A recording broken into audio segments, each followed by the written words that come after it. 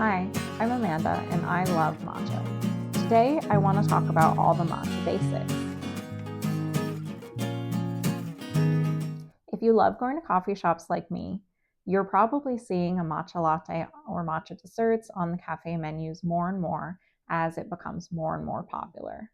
This is really great news for me because while I love the coffee shop experience, I don't really love paying $5 to drink loose leaf tea that I could make pretty easily at home or coffee, no matter how many ways or how many times I've tried it. Now, there are a lot better resources for learning about the history of matcha than my hobbies channel. But in short, matcha is ground up green tea leaves that you whisk with a small amount of water. And you can either thin out that paste more to create a tea called a sucha, or you can add it to hot or cold milk and a little bit of sweetener if you'd like to make a matcha latte.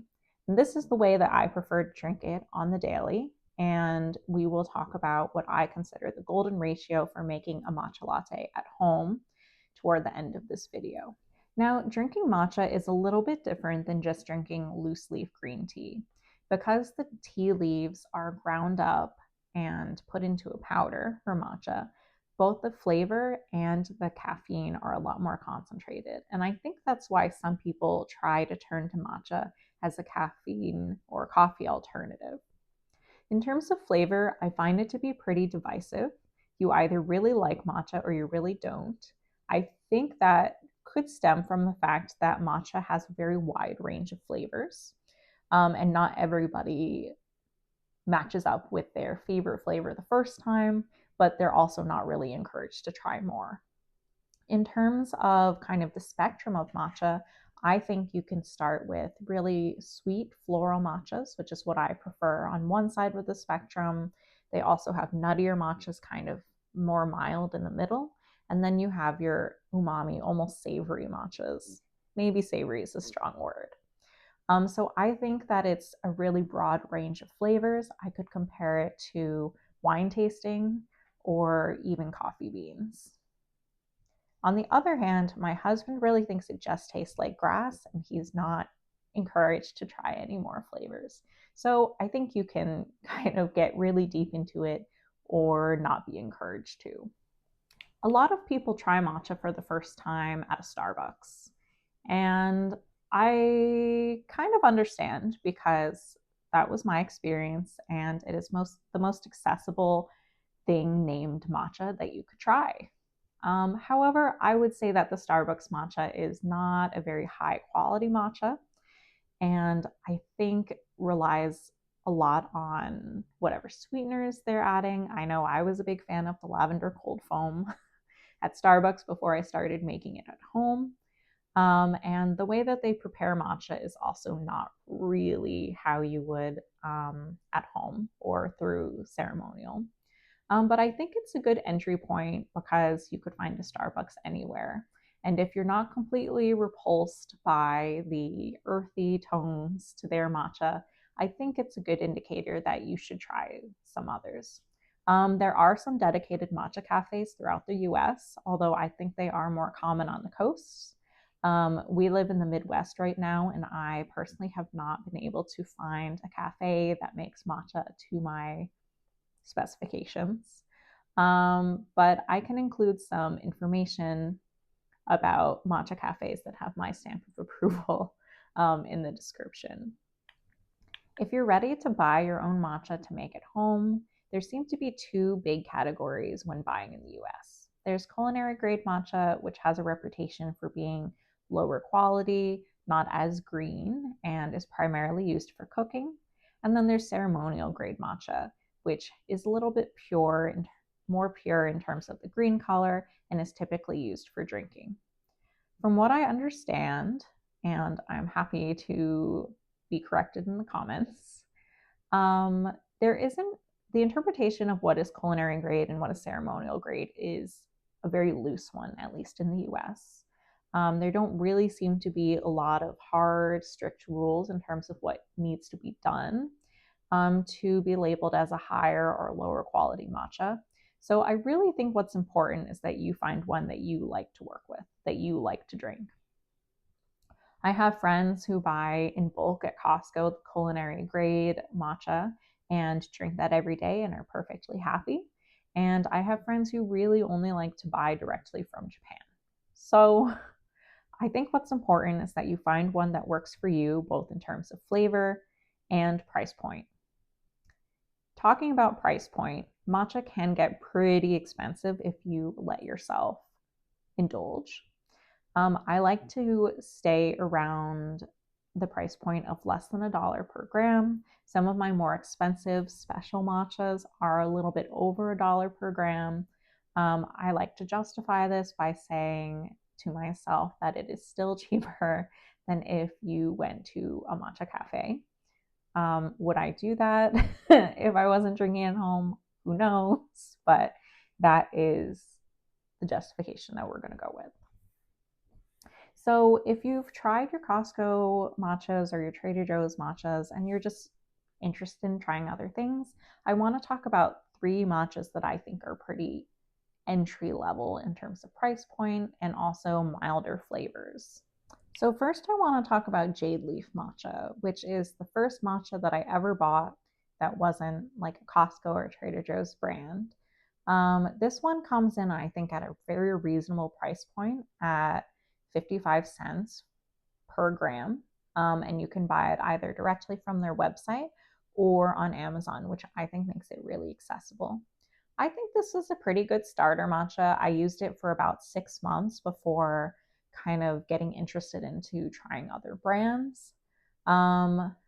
In terms of flavor, I do think it leans on the sweeter side, which I think makes it a little bit more palatable for people who are just getting into it. They also sell a bunch of mixes, like they sent me the vanilla matcha with one of my orders, and I've also tried the strawberry matcha.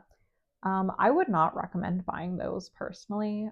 Basically, what they do is, I guess it's like already a latte mix, so they have sugar crystals in it already, and I think it makes it really difficult for you to adjust your matcha latte to your own specifications. The bags of these I have not really drank many lattes from because I just really didn't like it. But I do think that these could be good for baking, and that's something that I do want to try in the future. Next, I want to talk about Matchakari, which is an American-based matcha company, which is the primary reason it became my everyday matcha for about a year, as we dealt with the matcha shortages about a year ago. Well, we're probably still dealing with it. And then in August 2025, I think it was around then that they put a tariff on green tea, and that includes matcha. So it became kind of difficult to get matcha from Japan at a reasonable price point. Matcha curry comes out at 75 cents per gram if you buy the 100-gram ceremonial grade tin, which is what I had been buying. This one also kind of leans on the sweeter side, so I think it's a good one to start with. The flavor is pretty mild, but it is a lot stronger than the jade leaf, so I consider this as a good next step up if you are looking for a stronger matcha flavor, having tried the jade leaf one. And then lastly, in terms of matcha brands that I want to talk about, I want to talk about a new favorite of mine in which I allowed myself to splurge a little bit. This is the Emery Matcha. They are a company based in Vancouver in Canada, and they run a cafe, I think, for a portion of the year. It's kind of seasonal. They have a wide range of matchas, and I was able to get the sampler pack on Black Friday last year. So I'm still working my way through there.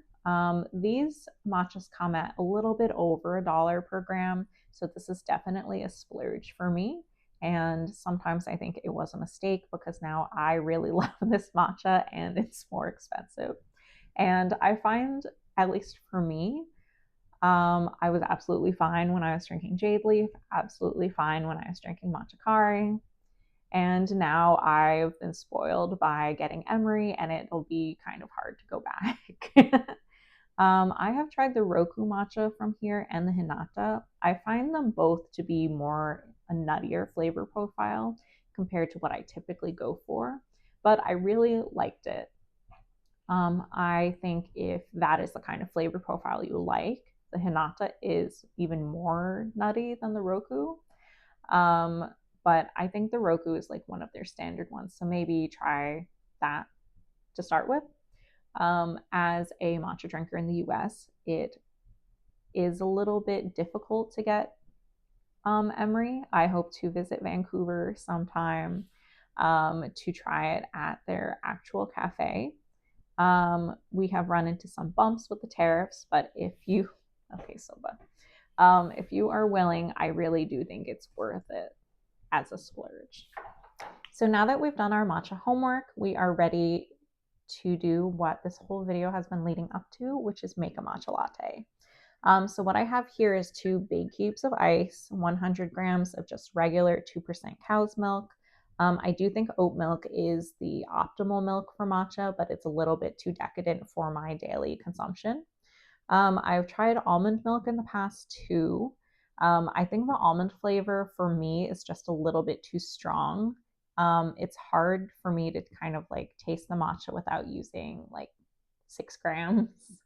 So I just stick to regular cow's milk. But certainly other people enjoy almond milk. And again, it's really just kind of making the latte to your specifications.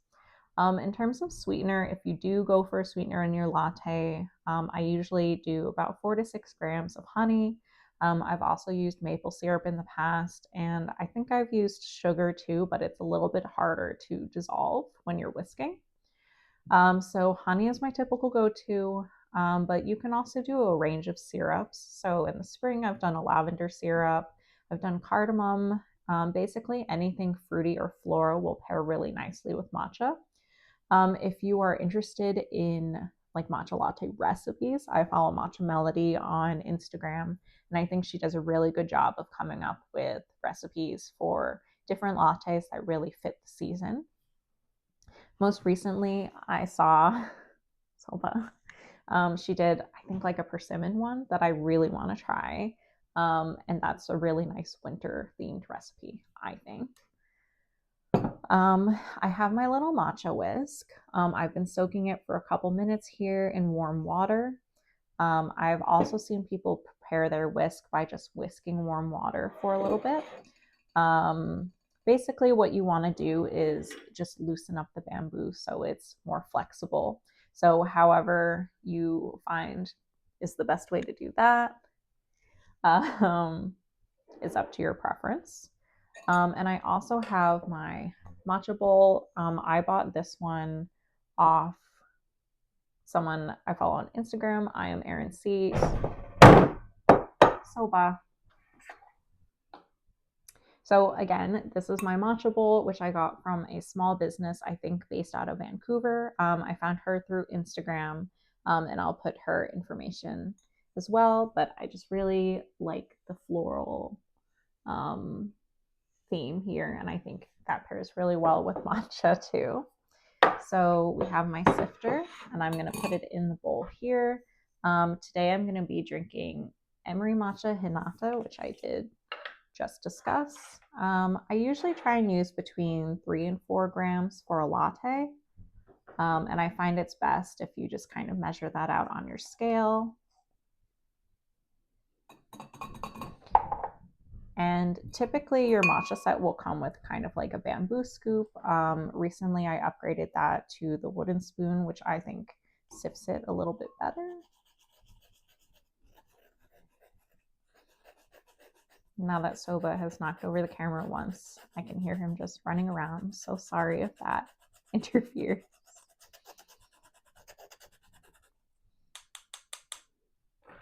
Okay. So now we're going to add a very, very small amount of water. I try and do about 20 grams to start with. And it's very important to whisk your matcha at, you can do it with room temperature water, and that's absolutely fine. But what's important is that you shouldn't really go above 160 degrees Fahrenheit because you can burn the matcha. And I think for some people who start making it at home, that might be primarily why they don't like the taste. Soba. So when you're whisking it, excuse me, sir. When you're whisking it, you really just want to work it in these like really vigorous M-shaped movements.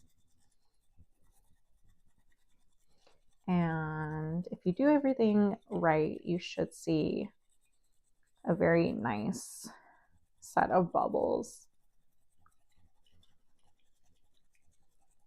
And I think that it took me a long time to get it right. So I think YouTube and Instagram are definitely great resources for that.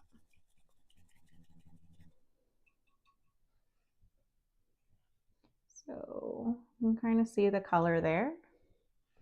And then we're just going to pour it in here. Give you a look. Typically there's a little bit of matcha left on the bowl, so I just pour in like the tiniest amount of water you can to get all the rest of that in there. And then we just mix it up and we're ready to enjoy. So I hope you had fun learning the basics of matcha as I saw them. Definitely let me know if you are a new matcha drinker in the comments, and I'll also add some resources here. It has been so great to see matcha become more popular in the mainstream and make it easier to get. So I really hope you give it a try if you haven't already, and let me know what you think. Otherwise, thanks for hanging out with me and making a matcha, and I'll catch you in the next one.